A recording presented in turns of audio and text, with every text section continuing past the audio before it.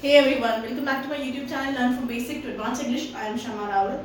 So my dear viewers, this video is going to be on prepositions of places. है ना, अलग अलग जगहों के लिए कौन कौन सी preposition इस्तेमाल करते हैं.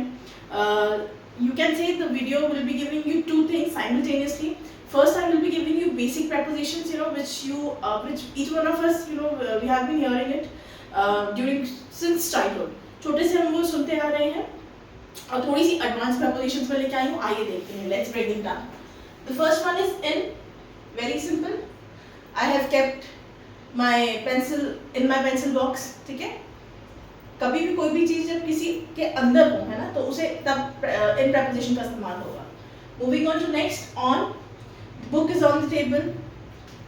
The glass is kept on the table. ठीक है. The marker is kept on the stool. On ऊपर है, किसी सरफेस एरिया के ऊपर रखा हुआ है तो on. Then eight.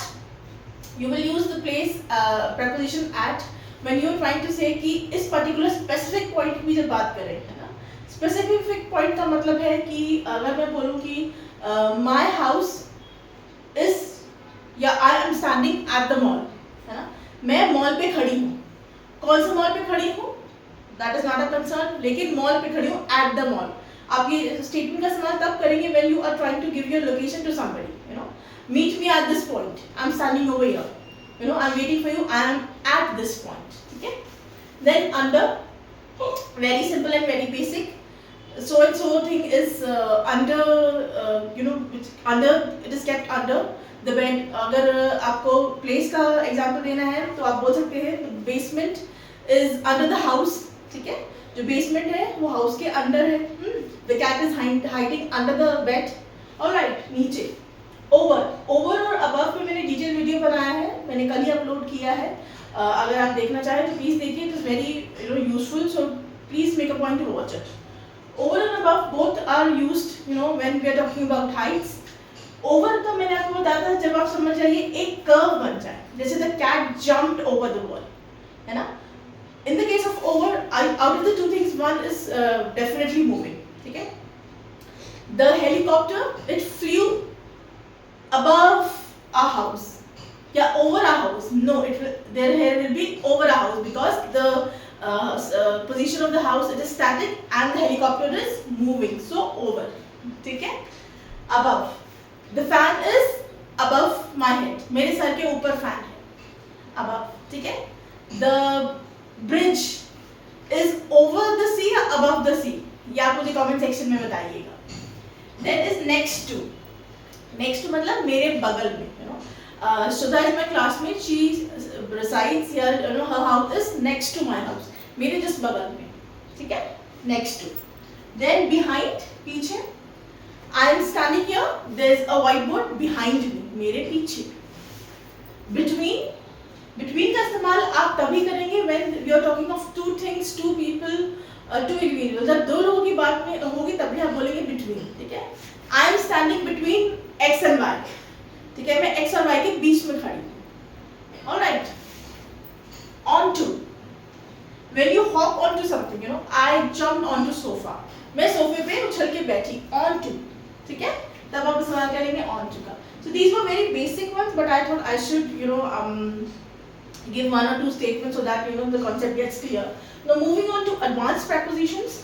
The first one is adjacent. ठीक है. Adjacent का मतलब बहुत पास में, very close. जैसे यहाँ पे था आपका next to. ठीक है. next to को आप बोल सकते हैं this is an advanced preposition. ठीक है. advanced preposition कैसे आप बोल सकते हैं, मैंने अभी स्टेटमेंट किया था that Sudha, she is my classmate and she lives, her house is next to my house. आप बोल सकते हैं her house is adjacent to my house. ठीक है. moving on to number 2, along, है ना. along मतलब आप तब इस्तेमाल करेंगे जब कोई चीज आपके साथ साथ मतलब दो चीजें साइमल्टेनियसली साथ में हो. in a line next to something.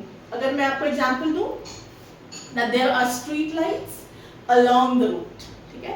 Road भी आप रोड पे हैं, you are traveling, let's take an example, you are riding a bike and the street lights are moving along. आपके साथ वो जा रहे हैं. Alright. There is among, AMONG, in the middle of many things. देखिए दो चीजों की अगर बात होगी, है ना, तब आप बिटवीन का इस्तेमाल करेंगे। लेकिन अगर दो से ज्यादा चीजें हैं, है ना, तब आप अमंग का इस्तेमाल करेंगे। You will use the preposition among. अगर जैसे एग्जांपल में दूं, मेरे पास टॉफीज हैं, है ना, I have to tell them that there are two kids, let's take example of Rahul and Mona, ठीक है, राहुल मोना दो बच्चे हैं, और मुझे उनको बोलना है कि ये टॉफीज बच्चों में, इन दोनों बच्चों में बांट दो। तो I will say distribute the toffees between Rahul and Mona, ठीक है, डिस्ट्रीब्यूट द टॉफीज बिटवीन, ठीक है। लेकिन अगर तीन बच्चे, दो से ज्यादा हैं, 3 है, 4 है, 10 है, 15 है, 20 है, पर दो से ज्यादा है, अगर 3 भी है, तब भी आप किसका preposition का इस्तेमाल करेंगे? अमंग का। अभी राहुल मोना थे, अब मान लीजिए अब सोहन भी आ गया है, तो मैं क्या बोलूंगी? Distribute the toffees among the kids. Alright, so I hope the difference between the confusion between and among is clear. छोटा सा कॉन्सेप्ट है, लेकिन गलतियां बहुत होती हैं, ठीक है। मूविंग ऑन, अमिट, अमिट्स, इसका भी मतलब बीच में ही है, but you know it is, this preposition is used in more in, you know, when in poems, you know, you can say it is a poetic version of between, ठीक है। अगर मैं एग्जांपल दूं कि the cottage is surrounded by, you know, the cottage is, कहने का मतलब है कि कॉटेज के आसपास लकड़ियां हैं। लकड़ियां कौन सी? पेड़ है ना। the cottage is amidst the woods, ठीक है, जंगल के बीचों बीच कॉटेज है ना। Then beneath, again this is an advanced version of under. beneath का मतलब भी under ही होता है। both the prepositions are correct. just like I said before beginning the video, I will be giving you advanced prepositions. So this is beneath. if I say the basement is beneath the house, it would look more, you know, fancy, and of course पता तो चली जाएगा कि basement घर के नीचे है, beneath. and there is also another preposition underneath, which is a stronger version of beneath. beneath, underneath, under, तीनों prepositions का मतलब एक ही है कि कोई भी चीज किसी के नीचे रखी, कोई बेसमेंट है या कोई सामान है ना, किसी एरिया, सरफेस एरिया के नीचे रखा हुआ है। Moving on, beyond. बियॉन्ड मतलब बहुत दूर। फार भी एक preposition है, फार, ठीक है, नियर, पास में, फार, दूर। This is beyond is an advance preposition, I would say. Why? Because अभी तक हम सीखते आते थे फार है, you know, I live far in the woods. अब beyond में there is a lake beyond my house. मेरे घर से बहुत दूर एक झील है, लेक है, alright.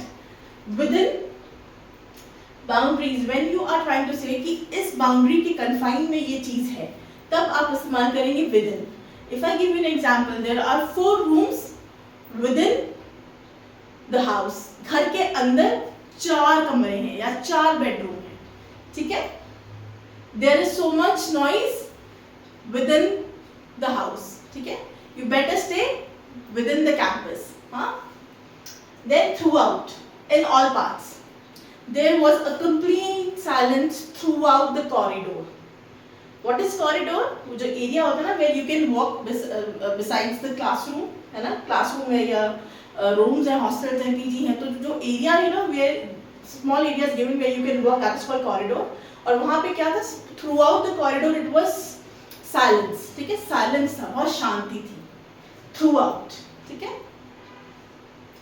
by, very close to, she lives nearby, ये मेरे घर के पास ही रहती है ना। then overlooking, this is an advanced preposition which means with a view of something below. overlooking का इस्तेमाल तब करेंगे जब आप ऐसी पोजीशन या ऐसी जगह पे हैं where you can overlook, नीचे आप सब देख सकते हैं, maybe you are staying at a height, ठीक है, और वहाँ से you can see the entire city and the entire area. okay, that means you are living at the top building में है, तो आप सबसे टॉप पे रह रहे हैं, you know, where you can overlook. अगर मैं आपको एग्जांपल दूँ, my room overlooks the garden that is behind my house, कि मेरे कमरे से जो मेरा गार्डन है, फर्स्ट कमरे में खिड़की होगी, है ना, उससे मेरा जो घर का गार्डन है जो पीछे है, घर के पीछे, वो बहुत अच्छे से विजिबल है ना, ओवरलुक। देन abutting, ठीक है, again a new word, a new preposition, abutting. abutting is a geographical term. ये तब इस्तेमाल होता है जब दो लोगों की बिल्डिंग्स या दो लोगों की प्रॉपर्टी जिस पॉइंट पे टच होती है। अब घर बनते हैं तो घर ऐसे ही तो बनते हैं ना, लाइन में अगर घर बने हैं तो एक घर ये है, एक घर ये है, तो जो बीच का जो area, this touching point where the two apartments और the two houses meet, that word is called abutting, you know, touching and sharing a wall. Properties में ये word बहुत, you will come across this word and this is very familiar, popular word, but abutting. Okay. अगर मैं example दूँ, that my house, the building in which I live, my house, it abuts with the neighbor's garage. मेरा घर है और neighbors, मेरे पड़ोसी का जो garage है, वो दोनों क्या है, मिल रहे हैं, meeting point, abutting. Underneath, like I said before, under, the meaning of under, beneath, underneath are the same, नीचे रखा हुआ है. And the last word is on top of, which means at height. ठीक है, कुछ height पे है, बहुत ज़्यादा. I'm standing at top of the cliff. ठीक है, मैं सबसे ऊपर खड़ी हूँ, cliff के ऊपर खड़ी हूँ.